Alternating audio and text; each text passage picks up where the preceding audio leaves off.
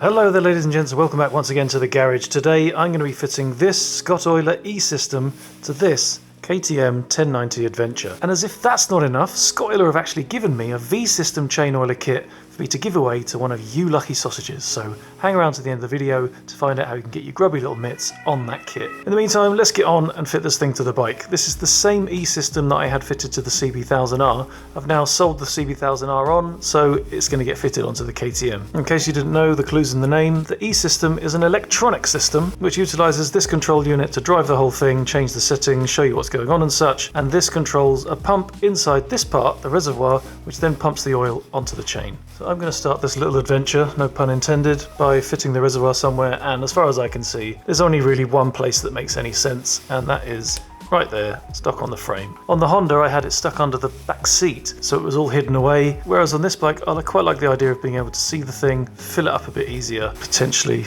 it could go there, could maybe go here, but I'm thinking if it's here, it's more vertical, I'm going to get more of the oil out with every filling, and also I can half hide it away behind this panel here, so it's not sticking out so much in space. So using 2 of the cable ties in the kit, plus a piece of old inner tube to protect the paint from the cable ties. There we go, that is that fitted in place. The beauty as well of having it fitted here is I can actually pop the thing out in case I will need to do anything to it, which in this example is that I need to connect the oil delivery hose to the top here. And this hose has to find its way down to the back end to the rear sprocket. A problem that I never had before with any bike that I've owned before this is hot exhaust pipe there at the back. Never had a V-twin before, have I? But it also means it's all very open here, so I can see exactly what's going on.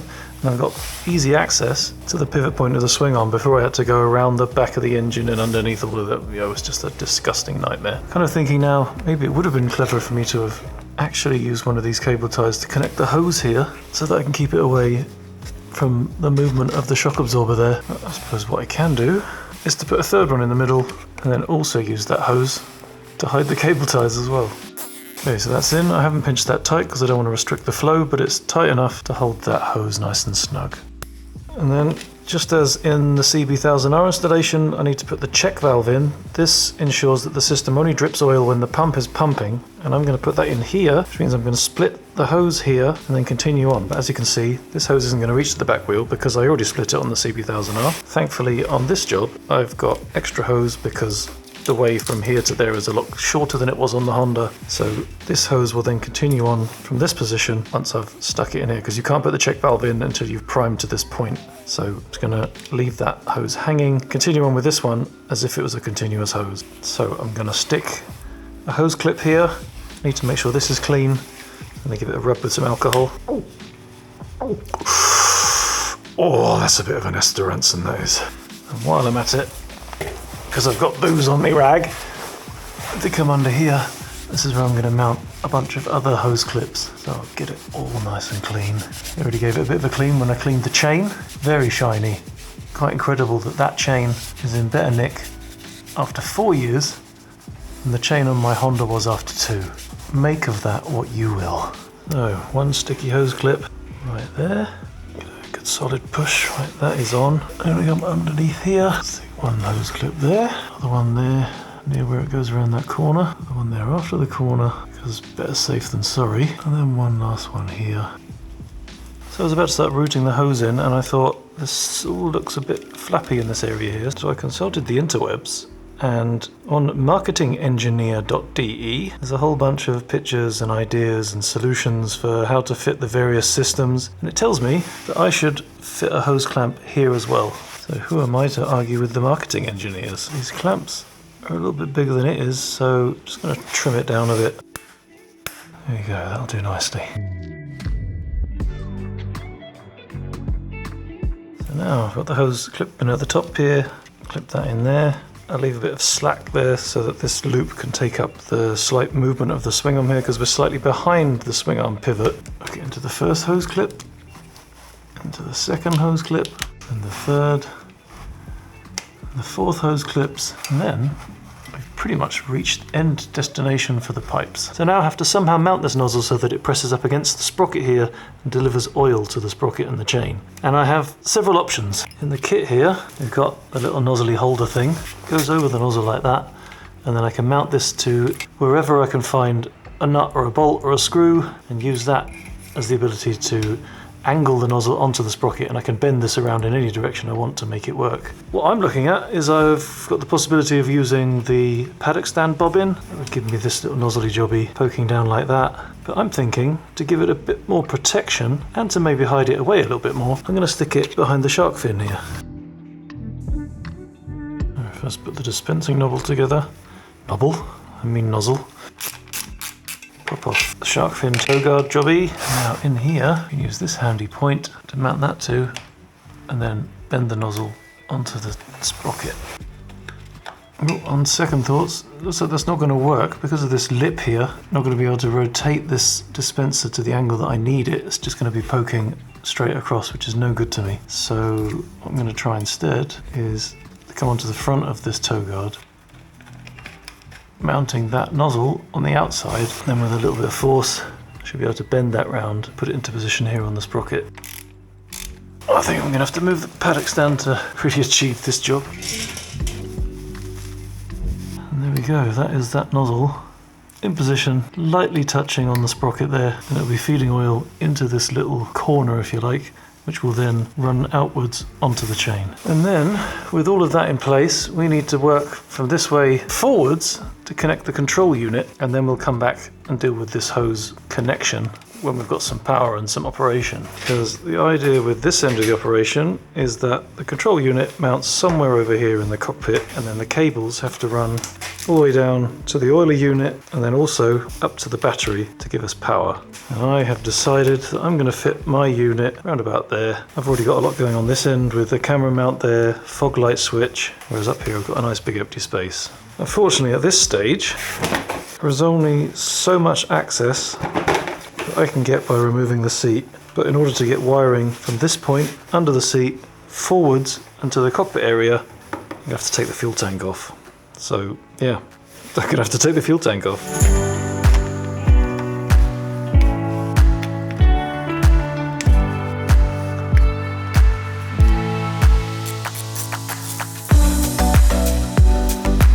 Oh, and there's the bike naked with the tank on the floor. I made the stupid mistake of filling it up just before I did this job, so 20 kilos of suffering right there. But anyway, now that the bike is in bits, I can fit this onto the handlebars to start with, so we know where the cables are coming from, where they're going to go to. And I'm going to put it on this position right here, so hopefully if I take this bolt out and put my little bracket in there like a big fat washer, clamp that down. So now using the sticky pad on here, this isn't the original sticky pad, obviously I've put a new one on, homemade after using the first one on the Honda. I just need to give the back of this an alcoholic clean. You're gonna be so shiny. Does it ever tell you how much I love you? Peel off the backing and then plonk the Scottoiler display onto there.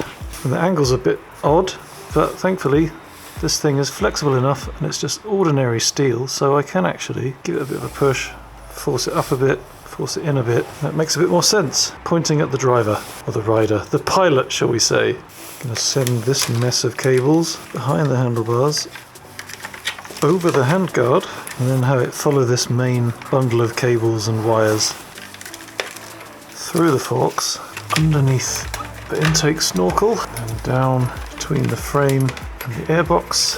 And battery connections lay over there for now, and this bit needs to find its way to the oiler, which thankfully has quite a long cable, so if I poke this straight up into this wiring space, come underneath the cables to the ECU, now connect these up, and I've got a nice space here where once I've got an idea of how much slack I've got, I can bundle it all together, tuck it in there neatly.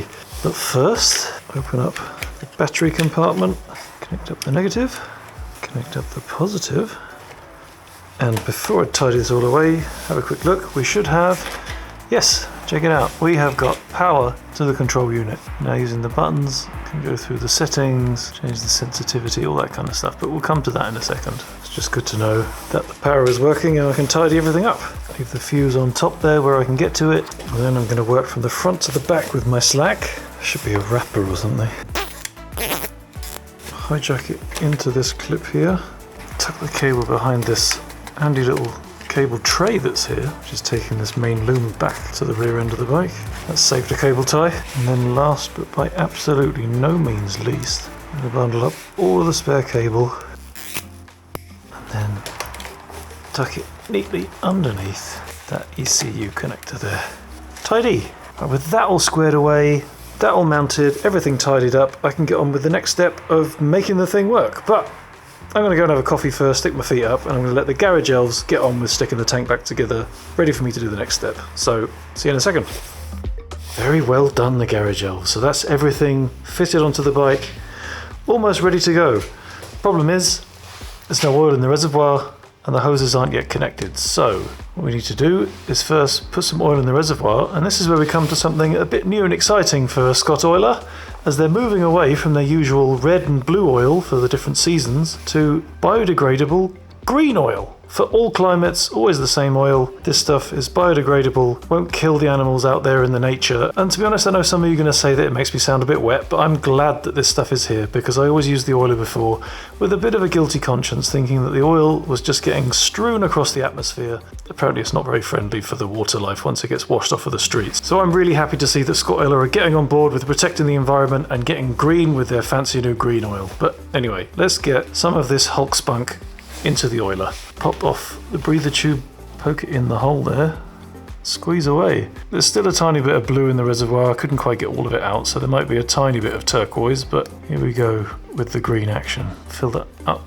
to the hole, put the lid on for a second, and then push the button on the unit, cycle through with the left button till we get to boost. And when I press the boost button, it should start pumping oil.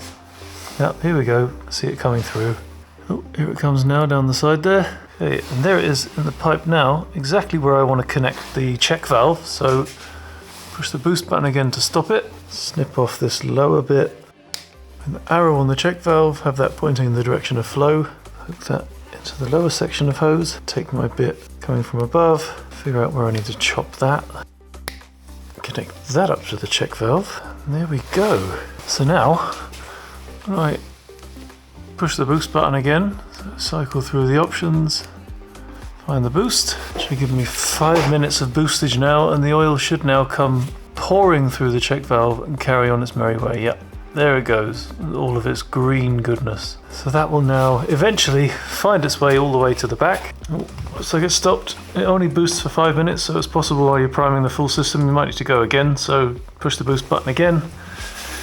The priming will continue, and there it comes out of the nozzle onto the sprocket. Obviously absolutely pouring out because it's doing the prime setting. So now there's oil coming out of the back end. The system is primed. I can take the green goo, top up the reservoir once again. It's probably used, I don't know, about 1/8 of its full capacity there to prime the system. We used maybe 1/4 of the bottle. Not bad for a full prime and a fill up. Stick the breather pipe back on top, and we're pretty much set. But speaking of set, I come back up to the control unit, push the button on the display here. I've got level of flow, the degrees, temperature outside, it's 4 degrees, so that's how cold it is in my garage. That's how willing I am to get cold fingers for you chaps. And this is showing how much oil is in there, and it's telling us it's empty because I haven't set it. So if I click the button, come through to level, and then I can manually set that the reservoir is now full. Next up, I can choose the sensitivity. I'm going to go for in the middle, see how we get on, and then back to the main screen again. And you see now that the level is full, and as the oiler puts oil on the chain, this will gradually come down, and I'll be able to see when it's time to fill up without having to look down at the reservoir with my actual eyes. I can use my actual eyes on here instead. And then finally, the big question is, when does it know when to oil? There's a bunch of clever sensors and electronics in the control unit that tell the whole system when the bike is running and when it's in movement, and that's when the chain is oiled. And as soon as you stop, as soon as you turn the engine off, everything stops. You're not going to end up with a dirty great big puddle of oil next to you. Now with the level set, we need to set the flow rate, which is done by pushing the right button here. And then you can see the bars here, shortest on the left, tallest on the right. Obviously that means more oil flow the further you go to the right, and then back round to nothing again. So I'm going to start middle of the road, leave that as that is, And then the clever thing about this is, the clue is in it having a temperature here, is that it's self-calibrating. So when you set the flow rate that you want, which is based in so many drops per minute, the unit will actually take into account the temperature of the air and regulate the flow so that it always stays the same. You don't have to worry about turning the flow down when it's hot or up when it's cold. It will just keep on doing that itself, keep everything regular based on your setting and the temperature in the air. So really clever that you don't have to worry about changing your flow rates in the morning when it's cold, when it's in the afternoon and it's boiling hot, or over the winter, or on a rainy day, or even on a snowy day. You can just leave it as it is, worry about the riding rather about the oiling. Okay, so now that that's all fitted onto the bike, we come to the exciting part of the video where you can win this Scottoiler vSystem for your very own self, complete with the Scottoiler biodegradable oil. All you need to do is get yourself subscribed to the AndyManCam channel if you're not already, and then after that, go back and sift through the details and find the complicated answer to this question, which is, what colour is the Scottoiler biodegradable oil? Write your answer down in the comments below, and just to keep things from being too boring, maybe tell me what bike is going to go on and where you're going to go with it. After that, in about a month's time, a winner will be randomly selected from all of those who are subscribed and have given the correct answer to the question, and I'll announce that in a YouTube short and also in the following video so that the winner can claim their prize. And that's that. That's the Scottoiler eSystem fitted to my KTM 1090. Looking forward to getting some miles on this and seeing how shiny and oily the chain can stay. And also the opportunity to win yourself a Scottoiler vSystem for your very own bike.